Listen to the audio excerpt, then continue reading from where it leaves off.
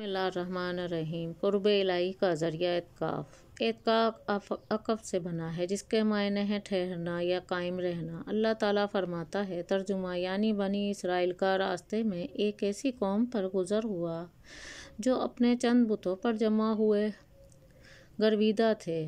پھر اللہ تعالیٰ فرماتا ہے، تم مسجد میں اعتکاف کر رہے ہو، یعنی بغرض اعتکاف ٹھہرے ہوئے ہو۔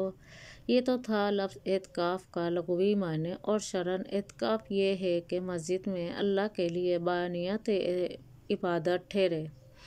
اس اعتکاف کی حالت میں آدمی اپنی انسانی حاجات کے لیے مسجد سے باہر جا سکتا ہے، مگر لازم ہے وہ اپنے آپ کو شہوانی لذتوں سے روکے رکھے۔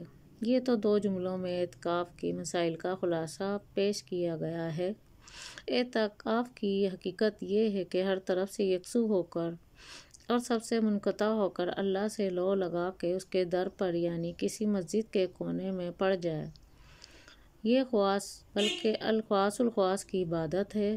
واضح ہو کہ نفلی اعتکاف کے لیے وقت کی کوئی مقدار مقرر نہیں، بلکہ جتنا وقت بھی مسجد میں اعتکاف کی نیت سے ٹھہر جائے نفلی اعتکاف ہو جائے گا۔ البتہ رمضان المبارک میں جو اعتکاف مسنون ہے اس کے لیے 10 روز کی مدت مقرر ہے، یعنی رمضان المبارک کا آخری عشرہ۔ اس سے کم میں سنت ادا نہیں ہوگی۔ اس طرح اعتکاف واجب یعنی جس کی نظر مانی ہو وہ ایک دن ایک رات سے کم نہیں ہو سکتا۔ اعتکاف 3 قسم کا ہے۔ نمبر 1 فرض، جیسے نظر مانا ہوا اعتکاف، اس میں روزہ شرط ہے۔ نمبر 2 اعتکاف سنت، یہ 20ویں رمضان المبارک کی عصر سے عید کا چاند دیکھے جانے تک۔ نمبر 3 اعتکاف نفل، اس میں نہ روزہ شرط ہے اور نہ ہی اس کی مدت مقرر۔ جس مسجد میں جائے کہہ دے میں نے اعتکاف کی نیت کی۔ جب تک مسجد میں رہوں، فقہ حنفی کی کتاب مراقی الفلاح میں لکھا ہے کہ اعتکاف اگر اخلاص کے ساتھ ہو تو افضل ترین اعمال میں سے ہے۔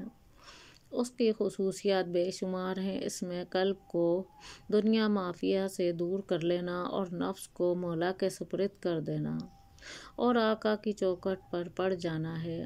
نیز اعتکاف میں اللہ کے گھر پر پڑ جانا ہے اور کریم میزبان ہمیشہ گھر آنے والے کا اکرام کرتا ہے۔ نیز مسجد میں اعتکاف کر کے اللہ تعالیٰ عز و جل کے قلعہ میں محفوظ ہونا ہے کہ دشمن کی رسائی جہاں ممکن نہیں۔